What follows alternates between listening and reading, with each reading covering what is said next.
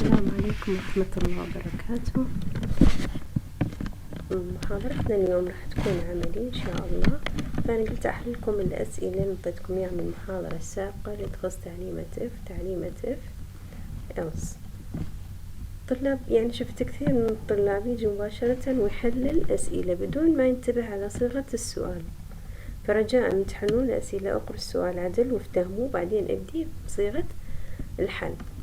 فأول سؤال عندي صيغة ما كالتالي: write suitable if statement، معناها اكتب تعليمة if مناسبة for the following conditions، للشروط التالية.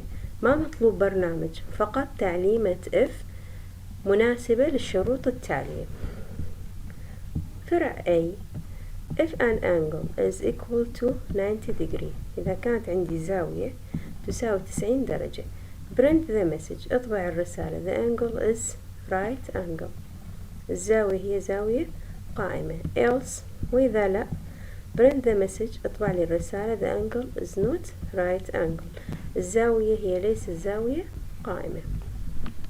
أجي المطلوب مني واستخدام تعليمة if. شنو الشرط اللي عندي؟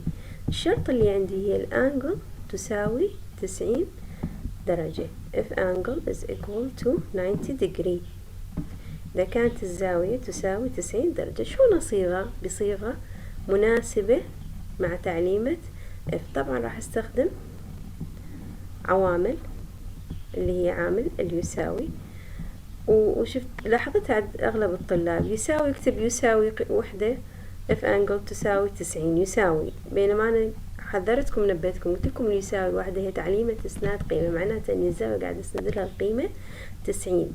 بس إذا أريد أقارن مقارنة الزاوية تساوي 90، يعني هل قيمتها تساوي 90، مو أنطيها القيمة 90، لازم أستخدم علامة اليساوي مرتين، دبل equal علامة اليساوي مرتين. فهذه معناتها مقارنة، هل قيمة الزاوية أنجل تساوي القيمة 90؟ هذا اختبار مقارنة. فالمطلوب أني أختبر إذا كانت قيمة الزاوية تساوي 90 درجة، أطبع الرسالة هي زاوية قائمة. فإف أفتح قوس، لأن دائما الإف أحصل شرط معناتها بين قوسين، الأنجل تساوي مقارنة 90.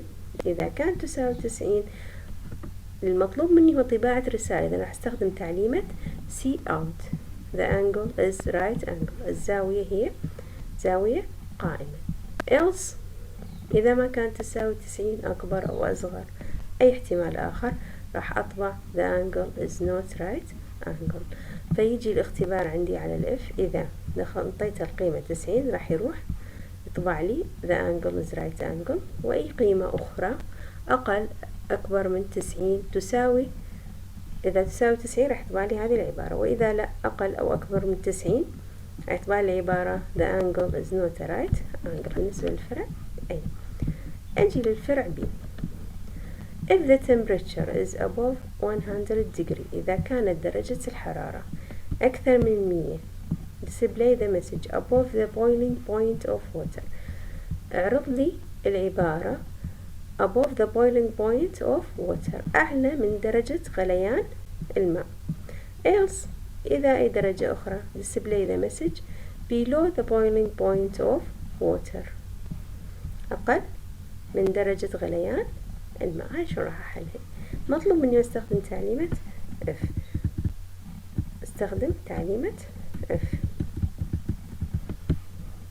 وين المتغير اللي استخدمه؟ هو التمبريتشر، هنا اختصرت سويته temp مختصر temperature. دائما لا تستخدمون متغيرات طويلة حتى تكون عندكم أسهل بالتعامل معها. فإذا كانت الtemp اللي هي تمثل درجة الحرارة is above 100 يعني أكبر من 100، طبع لي الرسالة see out above the boiling point of water، أعلى من درجة غليان الماء. وإذا لا مو أكبر من 100 معناتها أقل من 100، فتصير below the boiling point of water، يعني طبع لي الرسالة below the boiling point of water، أقل من درجة غليان الماء.